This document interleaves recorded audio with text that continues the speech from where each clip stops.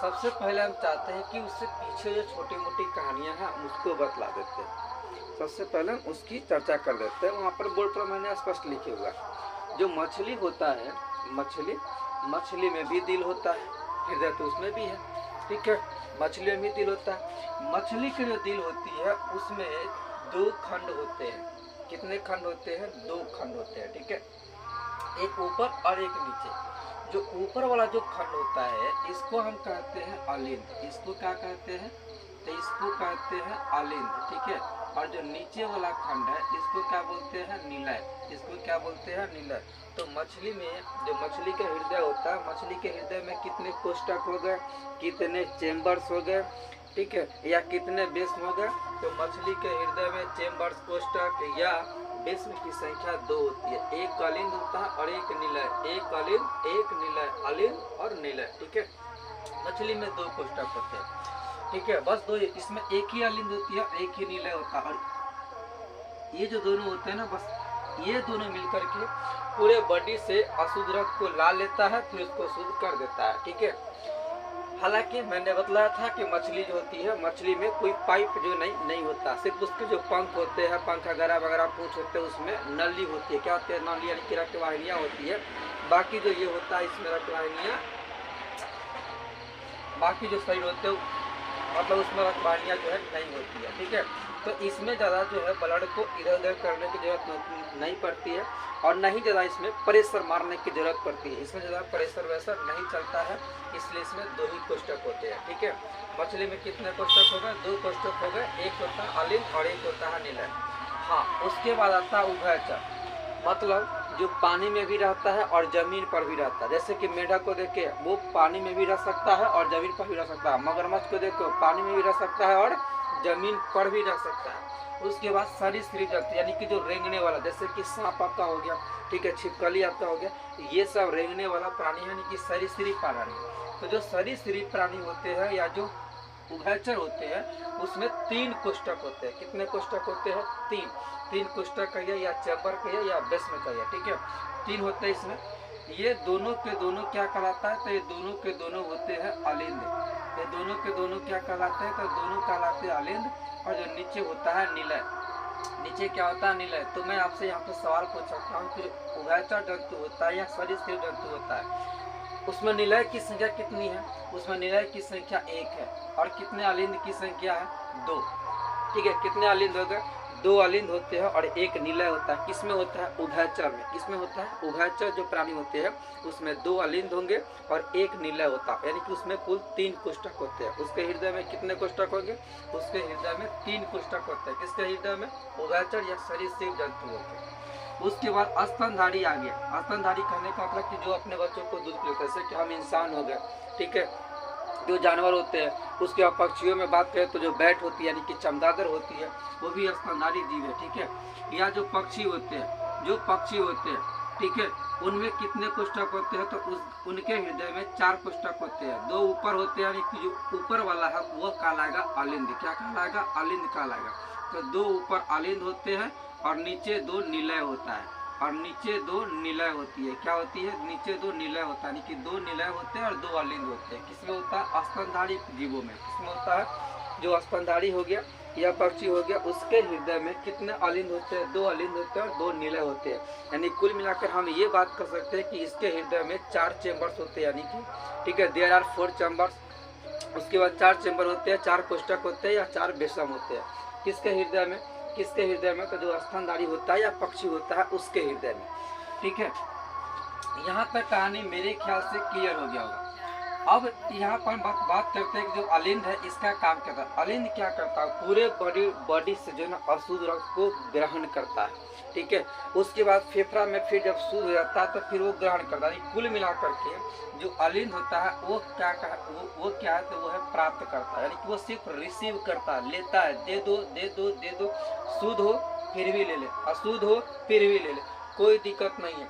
अच्छा खासा एकदम पूरा बढ़िया चिकना चुकना है फिर भी ले लेता है, खराब मटमैला है फिर भी उसको ग्रहण कर लेता है। निलय करता है तो ये सिर्फ प्रेषित करने का काम करता है, कि पंप करने का काम करता है। ये ले, ये सिर्फ देने का काम करता है। और ये लेने वाला काम अलिंद, देने वाला काम निलय, देने वाला काम अलिंद और लेने वाला काम निलय का करता है। ठीक है, चलिए ये सारी जब चीजें हो गई तो हम तब उसके बाद आते हैं मानव हृदय पर, यानी कि हमारे अंदर जो हृदय है उस पर आते हैं। सबसे पहले इसके बारे में बताने से पहले हम आपको ये भी बता दें कि इसकी बनावट क्या होती है। देखो बनावट क्या है, ये हमारा पूरा हृदय है और सारे की सारी चीज़ें मैंने चित्र में ही बता दिया आपको। यहाँ पर देखो सबसे पहले आते हैं हम इधर लेफ्ट वाले भाग में आते हैं। किधर आते हैं? लेफ्ट वाले भाग में। तो जो लेफ्ट पार्ट है इसमें क्या है? बाया आलिंद। ये वाला पार्ट क्या है? यहाँ से यहाँ तक, तो ये है आपका बाया आलिंद। ठीक है, और ये क्या है? तो ये है दरवाजा। ये क्या है? वो गेट है। ये क्या है? गेट है जो बाया आलिंद, और ये आपका जो हिस्सा है ये आपका कहलाता है बाया निलय। ये दोनों के बीच में जो दरवाजा है, जो गेट है, जो दुहारी है, ठीक है, इसको कहते हैं कपाट। ठीक है, और कौन सा कपाट? द्विदली कपाट, यानी कि ये दो दलों से मिलकर के बना होता है, इसलिए इसको द्विदली कपाट कहते हैं। इंग्लिश में इसको कहते हैं वाल्व। क्या कहते हैं इसको? वाल्व कहते हैं। तो ये वो वाल्व है, कहाँ होता है? बाया आलिंद निलय छिद्र पर। कहाँ होता है? बाया आलिंद निलय जो छिद्र है यहाँ पर क्या होती है? द्विदली कपाट होती है। ठीक है, उसके बाद जो बाया निलय होता है इससे महाधमनी निकलती है। कहाँ से निकलती है? तो वो बाया निलय से निकलती है। ठीक है, उसके बाद जो बाया आलिंद होता है इससे फुफ्फुस सिरा जुड़ा होता है। क्या जुड़ा होता है? फुफ्फुस सिरा होता है जो फेफड़ा से शुद्ध रक्त को लाती है यहाँ पर। ठीक है, खैर आगे बात करेंगे। उसके बाद आगे आते हैं हम राइट साइड में। किधर आते हैं? राइट साइड में। अगर राइट साइड में बात करते हैं तो राइट साइड में आपका क्या है? राइट यानी कि दाया आलिंद है और दाया निलय है। ये आलिंद हो गया और ये निलय, यानी कि जो ऊपर वाले भाग है वो आलिंद और जो नीचे वाले पार्ट है वो निलय होते हैं। ठीक है, नीचे निलय, ऊपर आलिंद, नीचे निलय, ऊपर आलिंद, ऊपर आलिंद, ऊपर आलिंद, ऊपर आलिंद, नीचे निलय। ठीक है, तो ये दाया आलिंद है और ये दाया निलय है, और इन दोनों के बीच में भी एक क्या होती है? दरवाजा होती है। क्या होती है? एक दरवाजा होता है जिसको कहते हैं त्रिदली। फर्क यह है कि इसमें दो दलों वाला दरवाजा होता है और इसमें त्रिदल यानी कि तीन किमारी यानी कि तीन पल्ला वाला होता है। क्या होता है? तीन पल्ली। ठीक है, त्रिपल्ली इसको बोलिए। और ये हो गया द्विपल्ली, यानी कि ये तीन हो, ये त्रिपल्ली होता है और ये त्रिपल्ली और ये द्विपल्ली। ठीक है, कपाट यानी कि वाल्व की हम बात कर रहे हैं। किसकी बात कर रहे हैं? वाल्व की। उसके बाद जो दया निलय होता है इससे एक पाइप निकलता है, पतला सा पाइप जो ऊपर की ओर जाता है और ये कहाँ चला जाता है? फेफड़ा में चला जाता है। इस पाइप को कहते हैं फुफ्फुस धमनी। क्या कहते हैं इसको? फुफ्फुस धमनी। ठीक है, उसके बाद जो दया आलिंद है, ठीक है, यहाँ पर क्या होता है? महाशिरा होता है। ये महाशिरा क्या करता है? तो पूरे ब्लड से अशुद्ध रक्त को ले जाके वहाँ पर पैक कर देता है। ठीक है, तो यहाँ पर क्या हो गया? महाशिरा हो गया। उसके बाद यहाँ पर ठीक बगल में एक मांसपेशिया होता है। क्या होता है? एक मांसपेशिया होता है जिसको कहते हैं एसे नोड। क्या कहते हैं? एसे नोड कहते हैं। ठीक है, एसे नोड ये क्या करता है? तो ये करंट उत्पन्न करने का काम करता है। करंट उत्पन्न करने का काम करता है। ठीक है, जैसे कि डॉक्टर क्या करता है? आला लगा करके चेक करता है, यहाँ पर लगा, यहाँ पर लगा करके, और क्या करता है? तो वो चेक करता है क्या हो रहा नहीं। तो ये जो करंट उत्पन्न करता है ना, ये करंट उत्पन्न करता है। ठीक है, और इसके करंट से ये सब जो है काम करना शुरू कर देता है। तो ये क्या है? एसे नोड है जो मांसपेशिया है और एक करंट उत्पन्न करने का काम करता है। ठीक है, अब यहाँ तक जो है हम लोग पढ़ लिए, यानी कि बनावट हमारा क्लियर हो गया। ठीक है, अब इसके बाद बात करते हैं कि ये काम कैसे करता है। अभी जो है हम बात करेंगे कि ये काम कैसे कैसे करता है। देखो हमारे पूरे शरीर में जितना जो अशुद्ध ब्लड था, अशुद्ध ब्लड मतलब कि जो ऑक्सीकृत नहीं था, ठीक है, यानी कि विऑक्सीजनित था। ठीक है, अब उस विऑक्सीजनित यानी कि जो अशुद्ध रक्त का उसको पूरे शरीर से छान करके जो है लेकर आया कौन? तो ये महाशिरा। कौन लेकर के आया? महाशिरा। ठीक है, कौन लेकर के आता है? महाशिरा। महाशिरा का काम क्या? पूरे शरीर से जितना अशुद्ध रक्त है, ठीक है, उस सारे अशुद्ध रक्त को ढो करके ले आना, आराम से ले जाना और दया आलिंद को देना। दर भाई तू रख पकड़। ठीक है, तो ये क्या करता है कि पूरे बॉडी से अशुद्ध रक्त को लेकर के आता है और इसको धरा देता है। अब तू पकड़ो, अब तेरा काम है। ठीक है, तो ये यहाँ से लेकर के अशुद्ध रक्त को और ये दे दिया किसको? तो ये दया आलिंद को दे दिया। अब दया आलिंद कहता है नहीं, मेरे को भी नहीं चाहिए, हमको भी नहीं चाहिए, ले भाई किसको दे।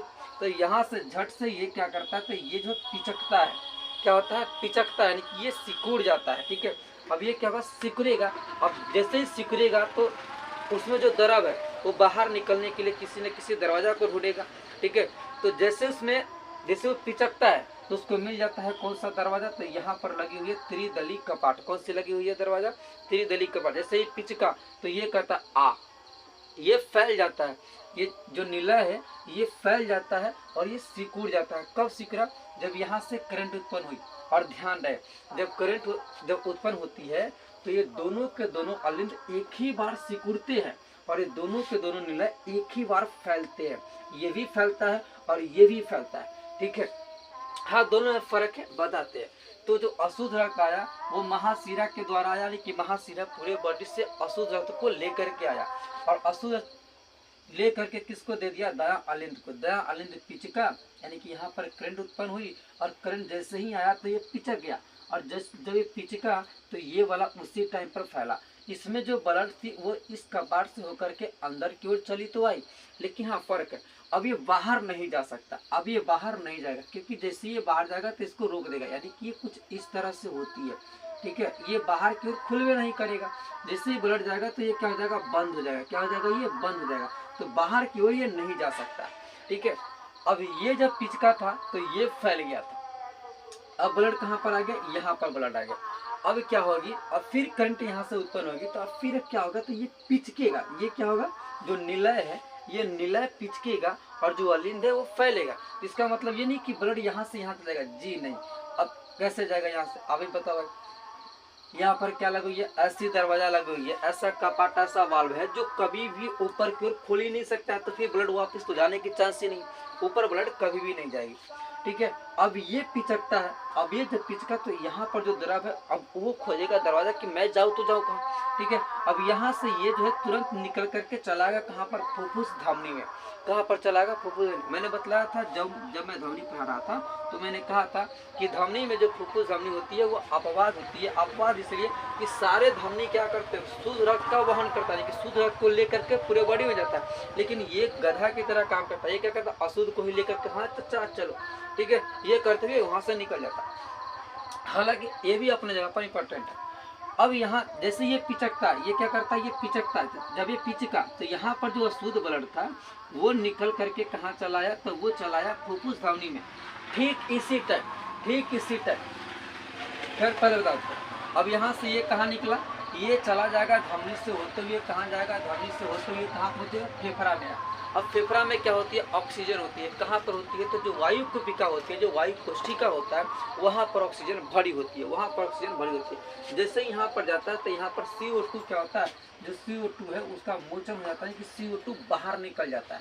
जो CO2 है कार्बन डाइऑक्साइड, ठीक है, जो हमारे नाक से जो हवा जो निकल रही है वो CO2 होता है। जैसे ही यहाँ पर पहुँचा तो CO2 क्या हो गया, यहाँ से उसका मोचन हो गया, यानी कि वहाँ से वो बाहर निकल जाता है। अब यहाँ पर क्या बच गया, ऑक्सीजन बच गया।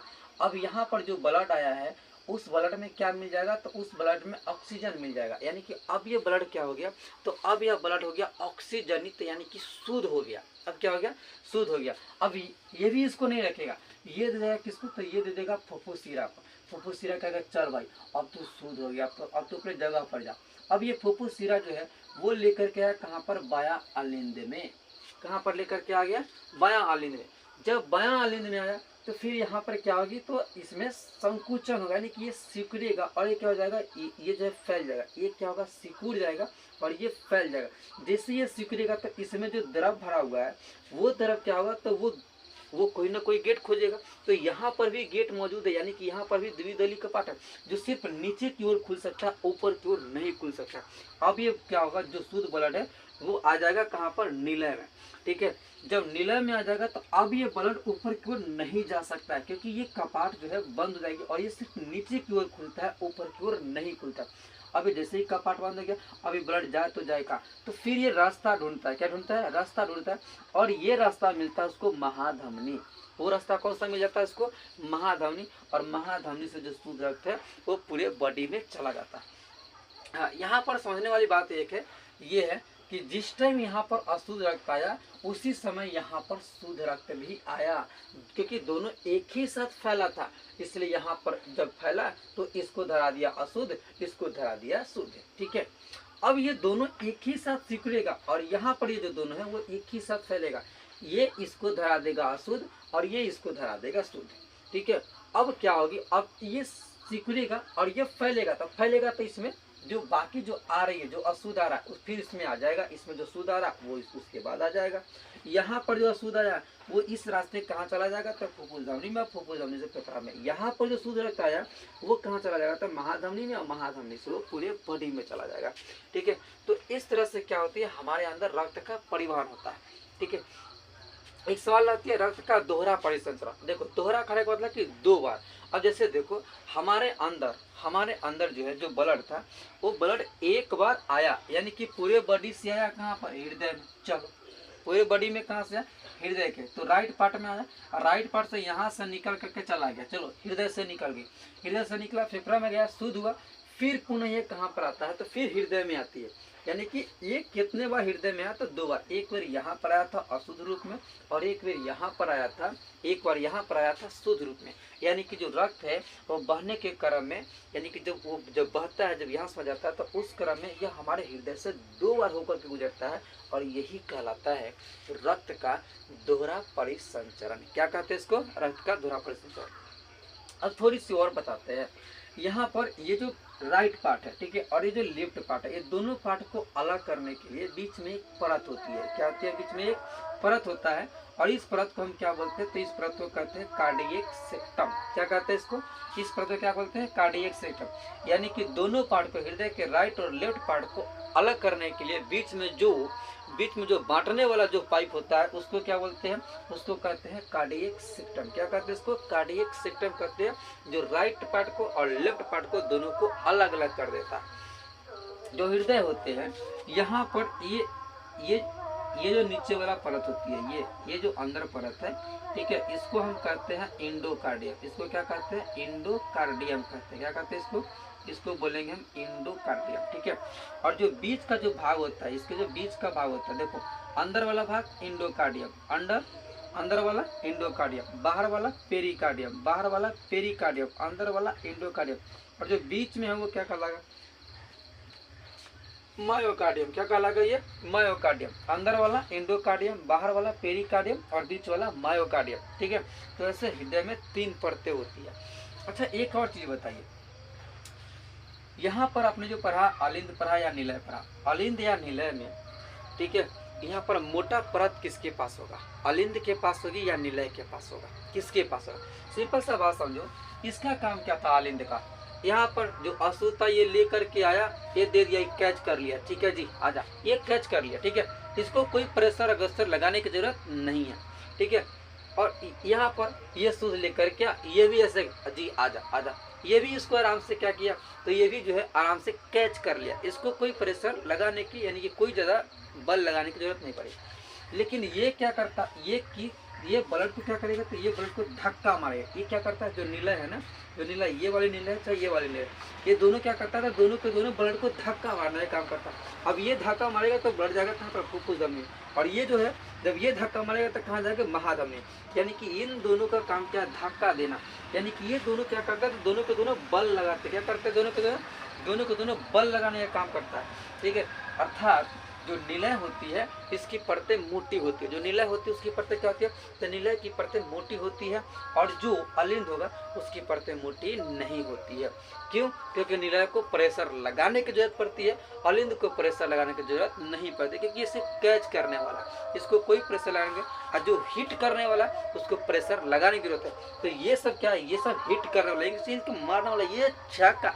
ठीक है, तो छक्का मारने का चाहिए ना ताकत। ठीक है, तो ये इसकी परतें मोटी होती है। इसको आजा, हाँ ये आउट आया तो है तो गया। ठीक है, तो ये सिर्फ आउट करना होता है, इसको उतनी बल लगाने की जरूरत नहीं पड़ती है। तो इसकी परतें क्या होती है, इसकी परतें पतली होती है, और इसकी परतें क्या होती है, मोटी होती है।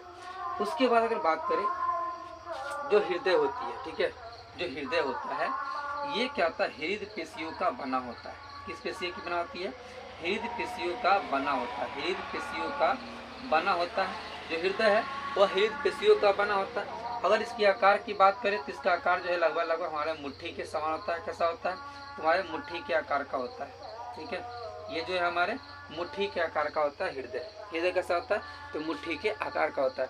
तो इस तरह से मैंने मानव हृदय, बाकी जो चीज़ें पढ़ाया मानव हृदय, और इसमें कैसे कैसे ब्लड का परिवहन होता है, ये चीज़ें मैंने आज क्लियर कर दिया। ठीक है।